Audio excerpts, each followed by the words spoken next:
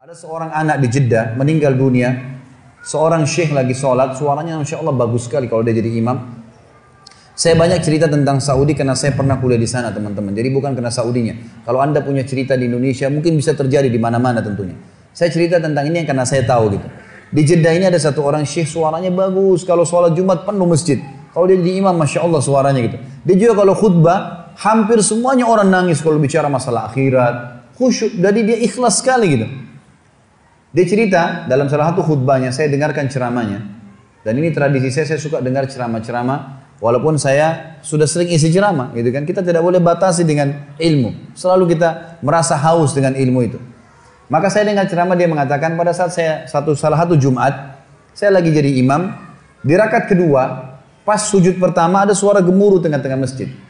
Dia bilang lalu saya salam, saya tanya, saya pakai mic. Kenapa itu ada apa? Dia bilang Syekh ada orang jatuh. Tadi waktu sholat sujud rakaat kedua sujud pertama jatuh. Kata syekhnya berikan dia ruang biar dia bernafas dan tolong antar. Beberapa ikhwah tolong antar ke rumah sakit terdekat. Waktu diantar kata dokternya orang ini sudah mati setengah jam yang lalu. Maksudnya pada saat dia lagi sujud di hari Jumat, gitu kan? Ini luar biasa. Kata syekhnya ini jelas-jelas husnul khatimah. Hadis Nabi SAW, siapa yang meninggal hari Jumat tidak akan kena fitnah kubur. Dan juga dia mati dalam keadaan sholat. Jelas dari ibadah. Apalagi lagi sujud kepada Allah SWT. Lalu dia bilang datang adiknya. Mengambil jenazah kakaknya. Lalu saya bilang. Ini kakakmu datang jauh-jauh sholat di sini. Karena dia mau sholat dengan saya. Dia mau dengar ceramah. Dia mau dengar suara bacaan Al-Quran. Maka saya minta tolong izinkan saya memandikan jenazahnya. Kata adiknya baiklah silakan. Datanglah Syekh ini ke rumahnya dimandikan jenazahnya. Kemudian malam takziah pertama dan disunnahkan 3 malam takziah. Malam takziah pertama kata syekhnya, setelah selesai jamu tamu-tamu semua, gitu kan, tamu datang mendoakan, mereka membawa makanan lalu mereka pulang. Lalu kata syekhnya saya tanya adiknya, kakakmu ini sebenarnya apa sih perbuatan amal dia yang paling menurut kamu Allah ridhahi sampai Allah tutup dengan husnul khatimah begini? Dia bilang, Syekh, kami punya orang tua, ayah kami sudah meninggal, ibu kami masih ada hidup. Dan kami 6 orang bersaudara semuanya bakti dengan ibu kami. Tapi kakak saya ini punya kelebihan plus. Setiap kami datang ke rumah ibu kami pasti dia yang paling pertama ada. Sisirin rambutnya, aturin bajunya, laki-laki.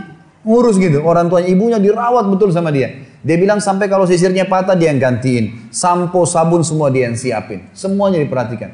Maka kata syekhnya pantas Allah tutup dengan husnul khatimah. Pantas Allah tutup dengan itu.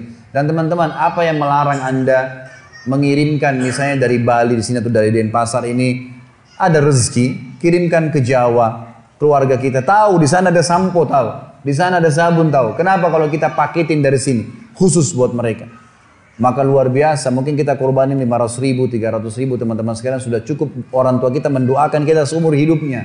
Bagaimana kalau setiap bulan kita rutinkan, gitu kan? Harusnya kita lakukan seperti itu. Ini puncak silaturahim. Setelah itu datang kerabat-kerabat yang lainnya. Kata Nabi SAW, siapa yang ingin diberkahi umurnya.